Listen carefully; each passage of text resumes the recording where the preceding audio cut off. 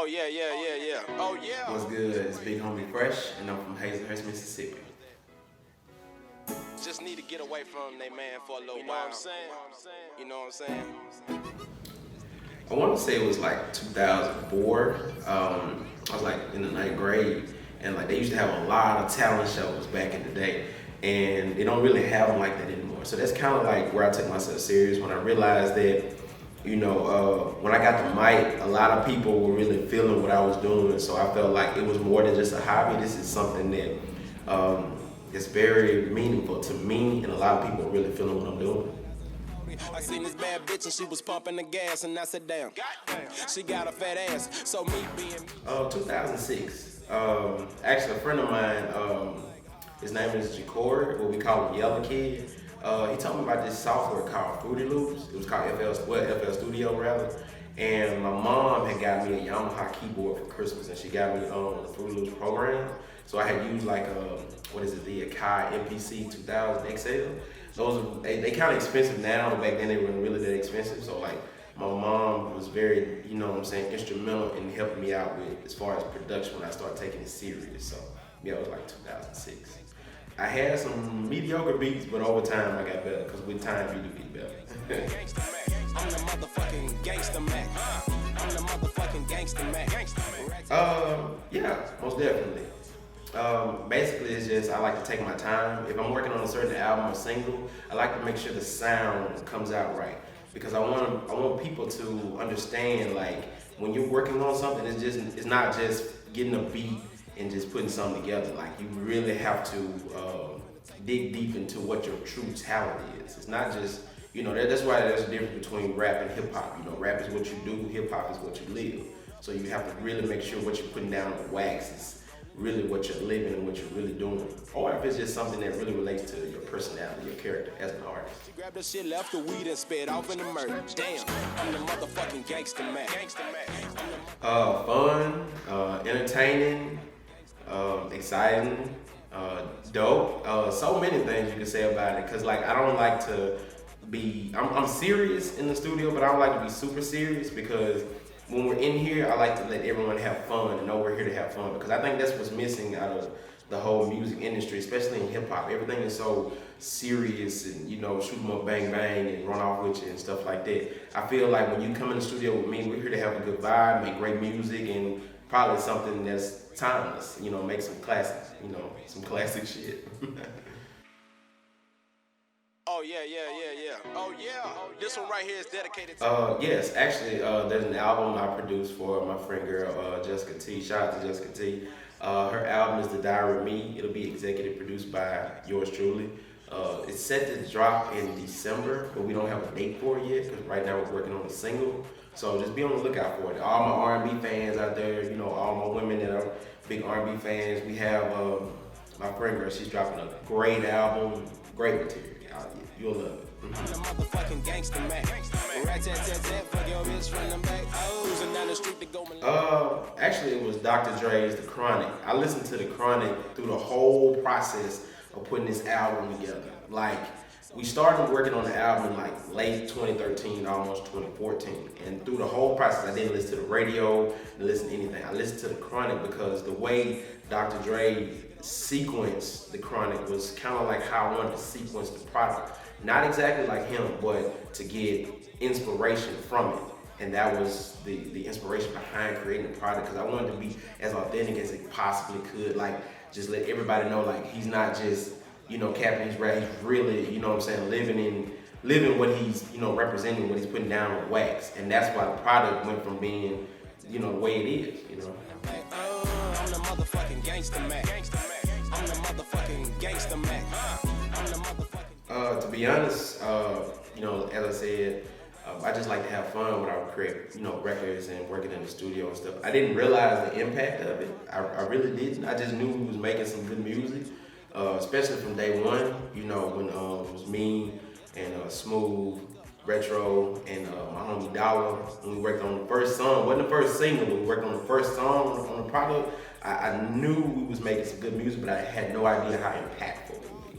But I'm really appreciative to everyone that went and downloaded, bought it, bootlegged it, however you got it. I really appreciate it. on, he need a ride from work. She grabbed her shit, left the weed, and sped off in the merch. Damn, I'm the motherfucking gangster. The collaborative process, it's very like it flows smoothly. Working with me is easy going. It's not hard. When we're in the studio, I try to make sure everybody's on their A game. You know, like when we're in the studio working, me and Smoov Retro, I try to make sure he stays on his A game. You know, he writes his own material, but before that he used to freestyle a lot.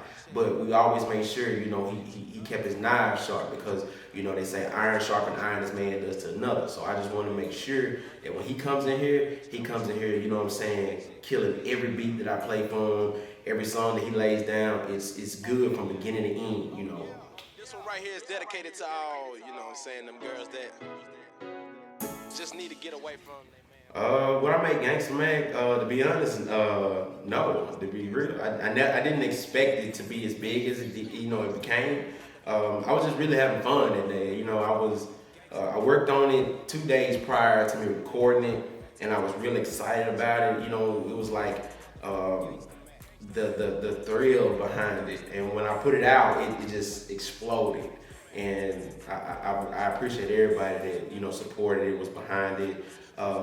You know, we eventually shot a video to it, you know, and shout out to my boy Fresco for shooting the video. He did an amazing job behind it, you know. I just wanted my fans that really was, you know, behind it to see, you know, it come to life. Even though we didn't get it the way we wanted it, but I made sure it did come to life so they can understand it's really based on a true story. And I think that's really probably why it exploded the way it did. Because had it not been, you know, a real story behind it, I don't think they really would have. I mean, it would have sold, but I don't think they really would have, you know. It would have been as impactful as it was. I'm the motherfucking gangster man. I'm the motherfucking gangster man. Sequencing the album is really the most important thing when you're putting a project together. Because you want to make sure from beginning to end, from the first track to the last one, you want to make sure you have their attention. A lot of people, I asked a question one time on Facebook about what's more important, the lyrics or the beat. A lot of people said the beat, very few said the lyrics. But to be honest, it is the beat, because the beat brings rhythm. You put what you're saying on the beat, and if it's real and factual, what you're putting on wax, then the people will love it. But if it's just, oh, he had good lyrics, but the beat was whack. Oh, the beat was whack, but you know, it's like on a balance. But if you know how to balance it with great substance, good content, and great production, then, you know, once you get it sequenced the way it's supposed to be, they'll love it. They'll probably play it 1,000,000 times, you know. I'm the motherfucking gangster man. I'm the motherfucking gangster man. It will be released November 20th. November 20th, that's a Friday, 1 week before Thanksgiving, so everybody has something to listen to.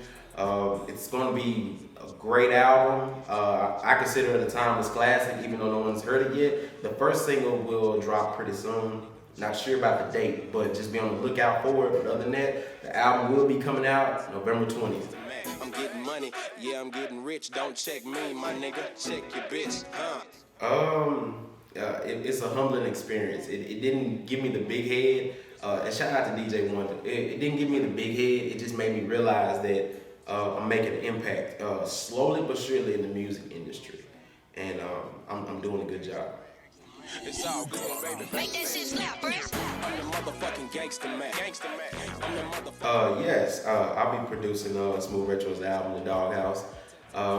But you know, as far as content and how it'll sound, that's just me working on the production for it. But I think he can give you a little more go into detail about the content and what he's bringing. Because he's a very dope artist. He's very dope. To the store to get some white eyes in a 40. I seen this bad bitch and she was pumping the gas and I said, damn.